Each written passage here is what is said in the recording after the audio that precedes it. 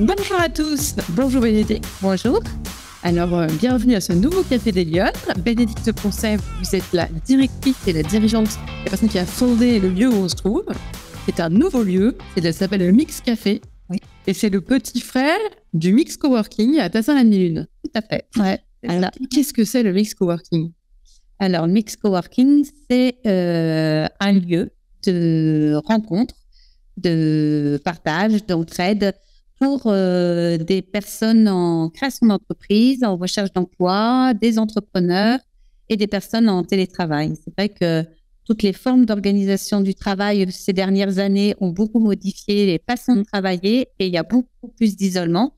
Et j'ai voulu créer un lieu où les personnes puissent échanger, pas rester seules avec leurs difficultés, donc professionnelles particulièrement, mais on se rend compte qu'on est une communauté de coworkers et qu'on est des personnes avec des soucis professionnels, mais aussi des soucis perso. Et c'est aussi des joies aussi professionnelles et des joies familiales, personnelles. Voilà. Oui, donc c'est un lieu d'aller au-delà du simple coworking, c'était vraiment de créer tout l'aspect social, sociétal qui va avec. C'est un peu ça que tu as fait. Alors, il y a pas mal de valeurs. Voilà. Moi, ce qui m'intéresse, c'est de coup ce lien social.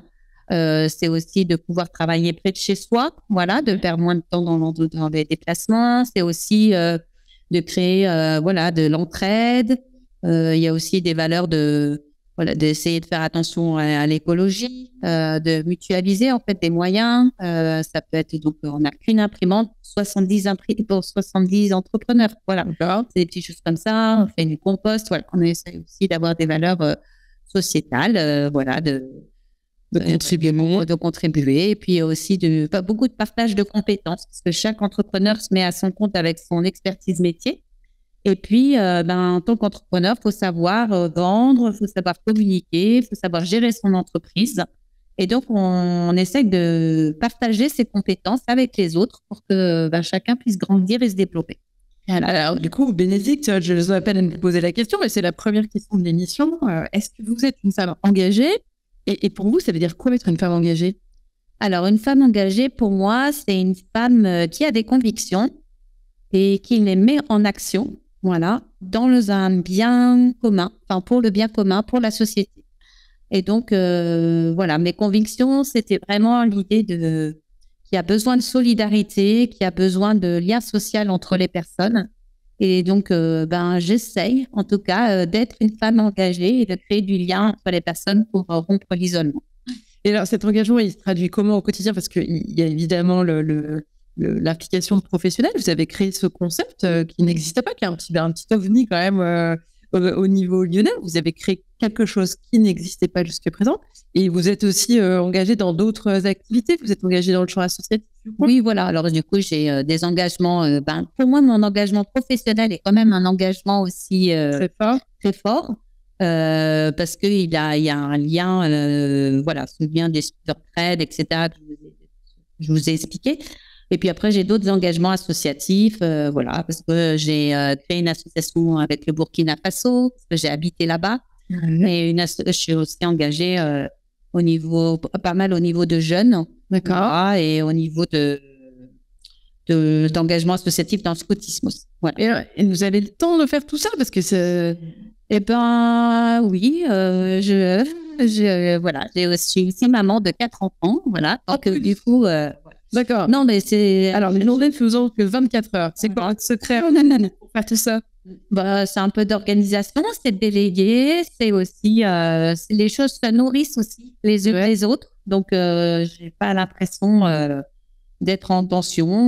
Voilà, il n'y a pas des jours où, l'ouverture de ce lieu, ça a été beaucoup de travail, de suivi de chantier, de choisir plein de décorations, d'aménager, faire des choix et tout ça.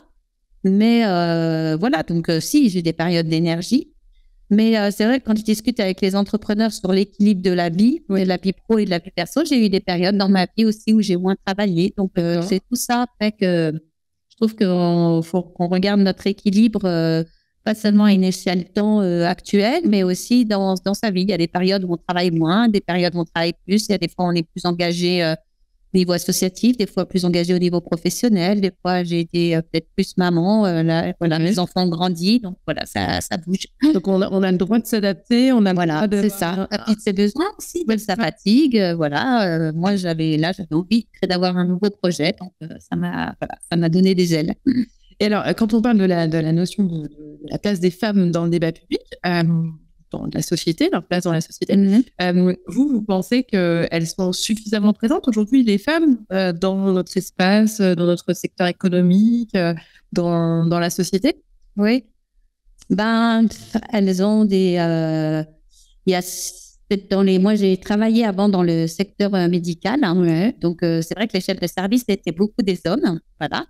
Mais dans mon milieu actuel, il y a beaucoup plus de femmes. Ah, c'est vrai? Dans les gestions, dans le lieu de coworking, c'est plus de femmes qui viennent parce qu'elles ont besoin de liens sociaux. Mais dans les gestions, la mise en place de lieux de coworking un peu comme similaire ou dans d'autres villes et tout ça, c'est pas mal des femmes qui entreprennent. Ah oui, d'accord. Voilà. C'est pas le lieu, voilà, parce que c'est un lieu d'accueil, un lieu d'écoute, un lieu d'empathie. Et donc, je pense que c'est des qualités qu'ont les femmes aussi. Voilà. Alors, on va parler de votre parcours, justement. Vous, quand vous étiez petite fille, vous vouliez faire quoi plus grande? Alors, espèce de coworking? Pas du tout. Ça n'existait pas du tout. Donc, alors moi, j'aimais beaucoup le film Out of Africa. Oui. Et donc, je voulais partir faire de l'humanitaire en Afrique. Ah, d'accord, carrément. Donc, voilà. Okay. Vous vouliez être un peu aventurière, mais voilà, sauver les gens. Ouais. Et donc, en fait, je suis partie quand même en Afrique à la fin de mes études. D'accord. Voilà, au Burkina Faso, où j'étais, je ne sais pas sauver le mot, hein, j'ai été professeur de mathématiques, voilà, dans un petit collège de Brousse, voilà. Mais alors, attendez, vous faites quoi comme études? Alors, j'ai fait des études de mathématiques. En fait, j'avais hésité aussi à faire médecine, mais je sentais que d'être médecin, j'allais être trop touchée par la personne manager. D'accord. Voilà. Et donc, j'ai choisi de faire des études de mathématiques et de me spécialiser dans le domaine de la santé pour faire de la santé publique et de l'épidémiologie. Ah oui, ok. Donc après mes études, j'ai fait mes études. Après, je suis partie 2 ans au Burkina Faso. Et après 2 ans au Burkina Faso. Parce que c'était mon rêve d'enfant que j'avais envie de partir en Afrique. Voilà. Okay. Et là, vous trouvez une candidature? Enfin, voilà, je suis partie avec une ONG. Donc, qui m'a trouvé un poste, en fait, de prof de maths au Burkina Faso. Donc là, vous partez du jour au lendemain. Voilà, moi, j'ai fait direction en Afrique, en pleine brousse. Donc, je suis partie avec... je me suis mariée très jeune. Je suis partie avec mon mari. Ah, d'accord. Voilà, je suis partie à 2. Et on avait tous les 2 un poste dans ce collège. Et donc, on s'est retrouvés, les seuls blancs, avec les premiers blancs à 1h30 de voiture en mobilette, voilà, à la proximité, quoi. Ouais. Donc, voilà, donc c'est cette première expérience. Donc ça, c'était votre premier job, du coup. Voilà, premier job. Après, je suis rentrée. J'ai cherché donc un job en lien avec mes études. Ouais, c'est ça. Donc, j'ai fait de l'épidémiologie aux Hospices civils de Lyon. Okay. Voilà. Assez rapidement, je me suis rendu compte que c'était pas un job qui m'intéressait parce que très scientifique et manquait ce contact humain. Ouais. Voilà, donc j'ai demandé aux hospices de changer de poste. Et là, ils m'ont missionné pour créer un réseau de professionnels impliqués dans la prise en charge de l'enfant en situation de handicap. Okay. Donc, il fallait que j'organise des ateliers, des formations pour que les professionnels kinés, orthophonistes, médecins, voilà, de l'hôpital, de la ville, des structures médico-sociales se rencontrent et travaillent ensemble. Et du coup, on a travaillé, j'ai organisé des ateliers, des formations, de partage de pratiques. D'accord. Voilà. Et en fait, c'était quelque chose de très nouveau. Donc, j'ai eu un peu ce statut. J'étais salariée, mais j'ai eu ce statut un petit peu d'être entrepreneuse. Ouais. Et donc, j'ai j'ai monté cette association, même si j'étais salariée. Bon, j'avais un bureau avec des médecins et tout ça, mais j'étais vraiment la cheville ouvrière de l'association, pas du poste. Et puis, voilà, j'ai fait ça plusieurs années. Et vous avez créé du lien entre les professionnels pour qu'il y ait une meilleure coordination des soins. Et ça vous a plu? Ça m'a beaucoup plu. Ouais. Et voilà. Et puis, alors que j'ai arrêté pour plusieurs raisons, parce qu'il fallait que je développe l'association en dehors de Lyon et donc dans la région Rhône-Alpes avec beaucoup de déplacements à Grenoble, Saint-Étienne. Et puis, ça a eu beaucoup de sens pour moi parce que j'ai 4 enfants, dont le deuxième a un handicap. Ouais. Mais après, avoir le handicap à la maison, le handicap au travail, j'avais envie de découvrir un autre secteur d'activité. Et donc, c'était en 2013, j'ai commencé à voir l'émergence des coworking. Voilà. Et je me suis dit, je vais créer un lieu un peu qui existe, un lieu qui n'existe pas, mais pour les travailleurs. Ah oui, complètement différent. Voilà, vous partez sur une autre idée. Voilà. Et donc, j'ai démissionné en juillet 2014 et j'ai ouvert le premier lieu en octobre 2015. Mais c'est hyper courageux de changer complètement de... C'est vrai qu'aux hospices, quand je leur ai dit que je voulais démissionner pour créer une entreprise, que j'étais de la fonction publique, ils ne savaient pas comment faire, quoi. Voilà, la rupture conventionnelle, ils en avaient jamais entendu parler. D'accord. Et la démission, ils voulaient que je prenne une disponibilité.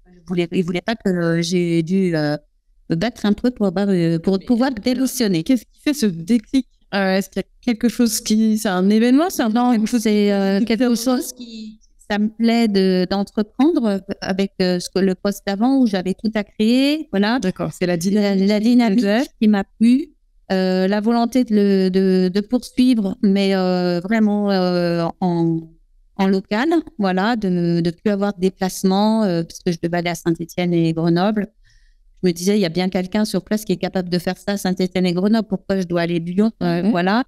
De vouloir être active dans ma ville, parce que c'était là où j'habitais. D'accord. Voilà, de continuer à travailler sur le lien social, etc. Donc, c'est ça qui m'a amené à créer le lieu. Quand vous faites vos employés à trouver des contacts, vous cherchez des conseils, voilà, je me suis un peu formée, je suis allée visiter d'autres lieux.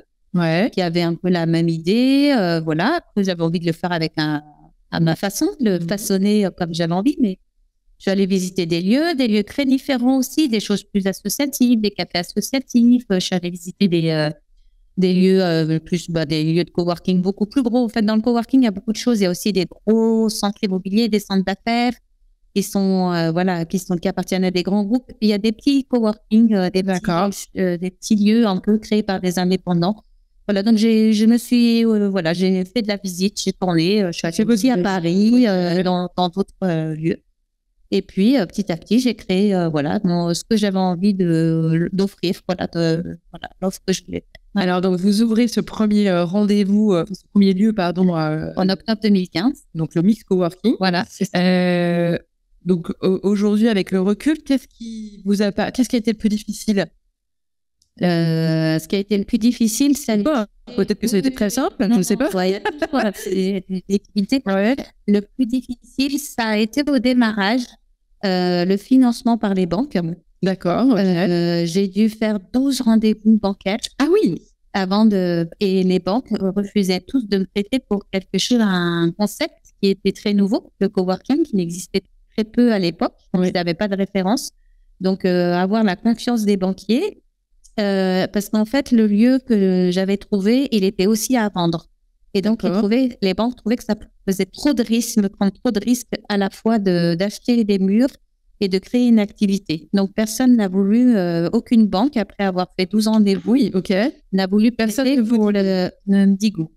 Et j'étais un peu déterminée. Et donc, en fait, j'ai travaillé pour que j'ai un peu plus d'apport. Il me disait, mon expert comptable me disait, peut-être avoir plus d'apport. Donc, j'avais mes parents qui m'ont dit, peut-être on peut te prêter de l'argent. J'ai eu quelques personnes pour augmenter mon apport. D'accord. Mais malgré un apport plus important, pas de go des banques. Et finalement, je me suis dit, plutôt que les gens apportent des sommes d'argent pour que moi je les en apporte, on va l'acheter à plusieurs. Et donc, j'ai réuni 25 personnes pour acheter le local. Et donc, on est 26 propriétaires du local. Ah oui, donc vous étiez convaincu, déterminé. Voilà, c'est ça. Ça fait plaisir. Voilà. Oui, après, quand on a une idée, qu'on sait qu'on va s'épanouir dedans, ça donne de l'énergie. Et le fait, quand vous disons sur le Let's Play Bancaire, mais on sait que c'est parce que le concept était trop novateur à ce moment-là, ou est-ce que le fait d'être une femme a été un frein sur l'aspect bancaire?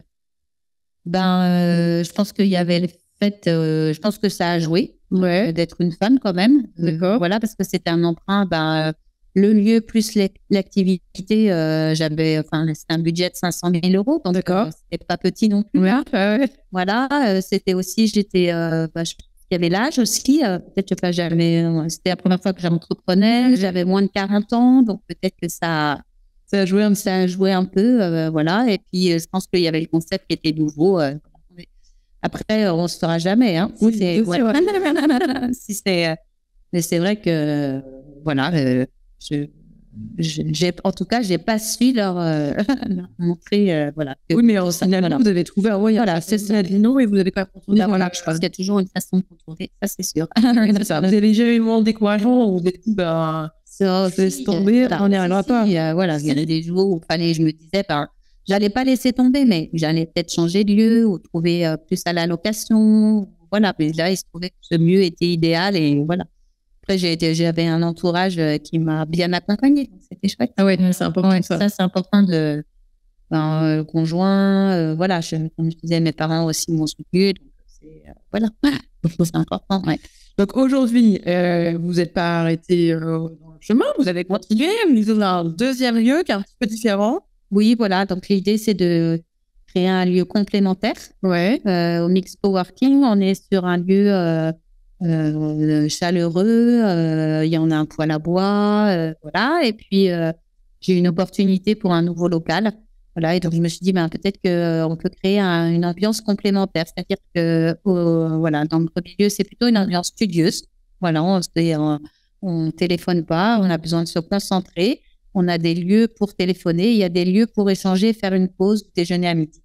Et dans l'autre lieu, c'est aussi pour travailler, pour qu'une équipe se réunisse, pour qu'un alternant travaille avec son responsable, pour que deux indépendants travaillent ensemble. Donc, ça soit plus un lieu pour travailler à plusieurs. Ouais, donc, vous avez bien quand même travaillé sur ces nouvelles fêtes. Voilà, c'est ça. Créer un environnement de travail, comment les femmes seulement. Exactement. C'est ça. Ouais. Et finalement, la Covid, en un sens, vous a aidé parce que le Covid a changé. C'est passé. C'est vrai. Donc, oui, parce que avant, les personnes venaient, se posaient pas de questions. Ils venaient du lundi au vendredi ou parfois même le week-end. Nous, on est ouvert 7 jours sur 7, 24 sur 24 parce qu'on a un système de badge. Oui, ok. Et d'ailleurs, ça fait très flexible. Il y a des gens qui aiment travailler le soir, d'autres qui aiment travailler tôt le matin. Mais le Covid a fait que les personnes se sont installées à bureau chez eux aussi. On a pris l'habitude de travailler chez eux. Donc, on a moins de personnes qui viennent à temps plein travailler chez nous. Voilà. Il y a une forme d'alternance aussi. Voilà. Et donc, on a des personnes qui alternent plus avec chez eux. Mais on a eu plus de monde parce qu'il y a beaucoup de gens qui sont amenés à télétravailler et qui n'y arrivent pas chez eux aussi à temps plein. Ouais. Donc, on a plus de salariés, on a plus de réunions d'équipe, d'entreprise. Voilà, donc on vient à un lieu où les équipes peuvent se réunir. Donc, on a peut-être en proportion, on a moins d'indépendants et plus de télétravailleurs qu'avant le Covid. Et il y a un plus grand nombre d'adhérents, mais les gens, on a moins de gens qui viennent tous les jours. Voilà. Et alors là, vous avez forcément embrassé une communauté importante de freelance, de gens qui se lancent, etc. Quel conseil vous donneriez-vous aux Lyonnes qui nous écoutent et qui ont envie de se lancer dans un projet mais qui n'osent pas ou qui se posent beaucoup de questions? Déjà, je pense qu'il faut oser. Il faut être audacieux. Voilà, moi, je pense que on a le droit à l'erreur, on a le droit à l'essai, on a le droit, on arrive à développer cette audace d'oser. Il y a une expression qui dit au pire ça marche. Voilà. Alors on peut pousser la porte, venir vous voir. Tout à fait. Voilà, c'est ça. Ouais, tout à fait. Et puis un deuxième conseil que je dirais, c'est que qui sort s'en sort. C'est de partir à la rencontre, c'est de sortir de chez soi, de sortir de sa culture un petit peu, de ses compétences, et d'aller s'ouvrir à des personnes qui font d'autres choses, à des personnes qui ont d'autres compétences, qui ont d'autres talents, parce que tous ces échanges nourrissent, développent, créent des synergies, de la créativité. voilà, je donnerais ces 2 conseils. Et Bénédicte, si vous aviez, vous, une baguette magique, qu'est-ce que vous feriez, quelles mesures vous prendriez pour que les femmes soient plus présentes dans l'espace public? Je retravaillerais sur le système scolaire. Voilà, parce que je pense que ça se travaille très tôt. Voilà. Et voilà, je modifierais l'école. Carrément. Je recours qu'on soit plus dans un apprentissage comme ça avec un professeur qui enseigne. Je m'inspirais des pays du Nord, des pays du Canada, des pays anglo-saxons avec plus de travail en équipe, de travail en groupe, avec la gestion de projet et puis avec cette sensibilisation du droit de l'essai, du droit à l'erreur, de la valorisation, de la confiance, de développer la confiance. Je pense que une des difficultés des femmes, c'est le manque de confiance en soi, voilà. Et puis donc être sensible aussi. Donc du coup, je travaille. J'aiderais les enfants et les jeunes à travailler là-dessus. Très bien. Bénédicte, merci beaucoup de nous avoir accueillis. Merci Alexandra. Voilà. J'espère que ça vous a plu. Vous êtes en une très bonne semaine et de venir découvrir ce fabuleux lieu du Mix Coworking et du Mix Café où nous nous retrouvons aujourd'hui. Et je vous donne rendez-vous la semaine prochaine pour un prochain Café des Lyon. Bonne semaine à tous.